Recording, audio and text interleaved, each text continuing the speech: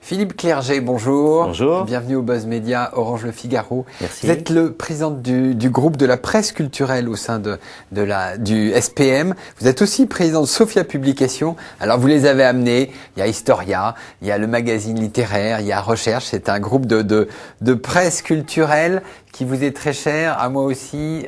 Alors, du 21 octobre au 21 novembre, c'est le mois de la presse culturelle, une initiative que vous avez lancée et qui est soutenue par Prestalis et le ministère de la Culture. Qu'est-ce que vous allez faire pendant ce mois ? Alors, il y a une multiplicité d'opérations qui sont planifiées pour ce mois. Juste pour vous rappeler que finalement, cette initiative, c'est l'œuvre d'un collectif d'éditeurs rassemblés au sein du groupe de travail de la presse culturelle du syndicat de la presse magazine. C'est original, ça mérite d'être souligné. Pourquoi ? Parce que c'est le seul, aujourd'hui, groupe spécialisé un peu qui existe au sein du syndicat de la presse magazine présidé par Marc Feuillet. Et on se réunit effectivement parce qu'on a des tas de préoccupations communes. Et vous avez quoi comme problématique spécifique ? On se ressemble beaucoup. C'est avant tout des mensuels qui sont spécialisés sur des territoires complémentaires de l'univers culturel, qu'il s'agisse des arts, qu'il s'agisse de la littérature, qu'il s'agisse de la philosophie, qu'il s'agisse de la musique, du cinéma, etc. Et finalement, on réalise, en se réunissant régulièrement, qu'effectivement, on a beaucoup de préoccupations communes et plus intéressant, il y a beaucoup de choses qu'on peut faire utilement pour construire notre avenir et qui relèvent du collectif. Voilà. Alors, vous dites pendant ce mois, les 12 magazines culturels vont être mis en avant dans 500 points de vente de la presse et 70 relais.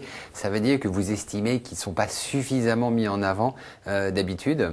Oui, c'est très vrai. C'est très vrai dans la mesure où, tout au début de l'histoire de cette initiative, on est parti du constat que dans les points de vente, on était très dispersés.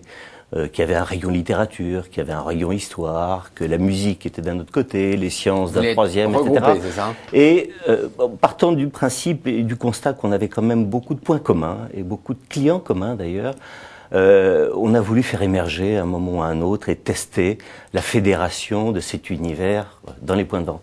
Donc au début, effectivement. La presse culturelle, elle marche plus par abonnement ou sur les lieux de vente ? Alors, il faut s'installer dans la relativité des choses, c'est-à-dire qu'effectivement, par rapport à l'ensemble de la presse magazine, on a une diffusion dont la part des abonnements est supérieure à l'ensemble de nos voisins. Bon.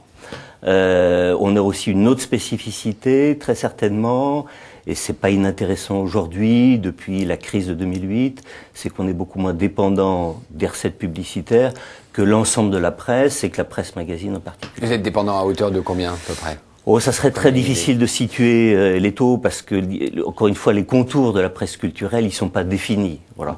C'est ce que je vous rappelais en disant que c'était l'initiative d'un groupe d'éditeurs et d'un collectif d'éditeurs que de prendre cette initiative.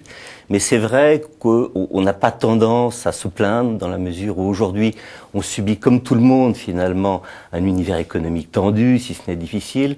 Mais c'est vrai qu'on a structurellement beaucoup moins de fragilité pour affronter ces difficultés que beaucoup d'autres éditeurs de presse. Donc on évite soigneusement de se plaindre. Voilà. Vous le disiez, pendant la crise de 2008-2009, le fait d'être des magazines culturels et d'être sur un rythme mensuel, ça amortit un petit peu le choc ? Oui, ça amortit parce que la part des abonnements qui va être de l'ordre de 70% dans l'ensemble de notre diffusion et qui pèse lourdement dans finalement l'ensemble des revenus qui nous font vivre, elle est en elle-même un amortisseur important. Mais plus qu'un amortisseur, parce que finalement, c'est ce canal de diffusion qu'on regarde bien, il continue à progresser légèrement. D'accord. Et comment se porte votre groupe Sophia Publications ? Et le groupe se porte bien, il est présent, il a le privilège d'être présent sur des secteurs aussi différents, comme vous le rappeliez, que les sciences, la littérature et l'histoire. On est très présent sur l'histoire avec les deux magazines référents d'histoire que sont Historia et l'Histoire. Historia dont on a fêté au début décembre dernier les 100 ans. On est peu nombreux sur la place à pouvoir avoir des publications qui franchissent autant d'années, autant de générations. Et c'est en même temps une lourde responsabilité pour construire l'avenir. Vous faites combien de chiffre d'affaires à peu près ? On fait à peu près 20 millions d'euros de chiffre d'affaires. Et c'est rentable ? Oui.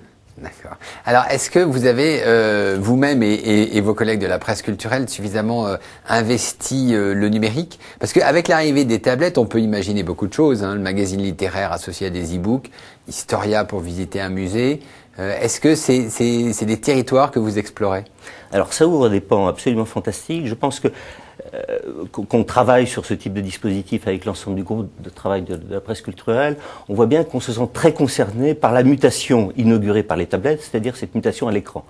On est peu ou on n'est pas du tout des éditeurs de flux, c'est-à-dire qu'on n'a pas cette spécificité comme le Figaro, les quotidiens et les news même, de produire en permanence de l'information 24 heures sur 24, 7 jours sur 7. Vous faites plutôt des dossiers, des numéros spéciaux. Voilà, on produit l'information de référence avec des créateurs, avec des historiens, des écrivains, des artistes.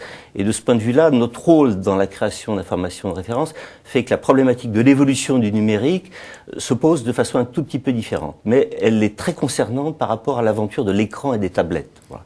C'est certainement la partie de la mutation numérique qui nous intéresse le plus, c'est-à-dire comment mettre à disposition demain, via ces e-papers, appelons-les brutalement dans leur génération ultime des e-papers, l'ensemble de nos publications, oui.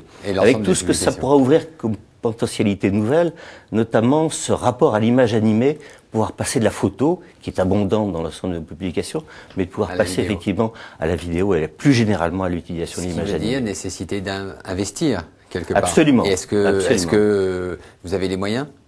Oui, c'est des initiatives qu'on prend qui visent en permanence à essayer de nous maintenir à niveau dans l'expertise et dans l'expérience par rapport au numérique.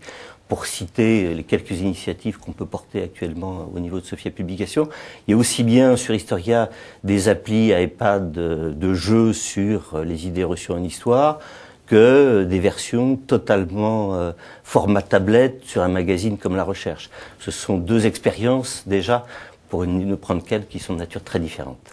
Très bien. Philippe Clerget, je vous remercie et nous nous retrouvons demain avec un nouvel invité. Merci à vous. Bonne journée.